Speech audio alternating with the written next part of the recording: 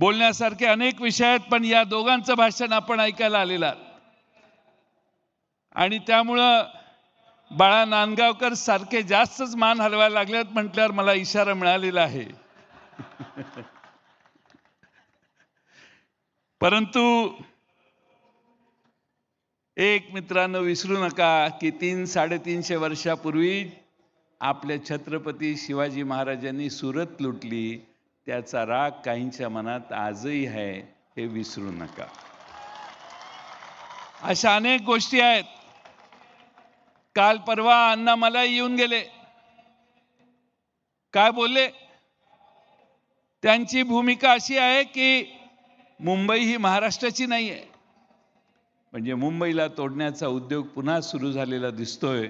आणि म्हणून यावेळची निवडणूक तुम्हा आम्हा सर्वांसाठी फार महत्त्वाची आहे.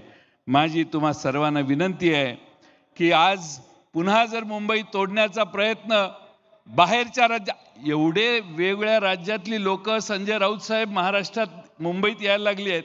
प्रत्येक राज्याचा मुख्यमंत्री इथं आलेला असेल कदाचित, सगळ्यांना बोलवण्याचं काम चाललेलं आहे. पण उद्धवजी, मी तुमचं राज्य तुमचं अभिनंदन करेन. तुम्ही तुमच्या जीवावर ही निवडणूक लढवताय, राष्ट्रवादीची तुम्हाला साथ आहे आणि म्हणून तुम्हाला महाराष्ट्रात मुंबईच्या सामान्य माणसाला विश्वासात घेऊन ही निवडणूक लढवल्यामुळे तुम्हाला यश मिळेल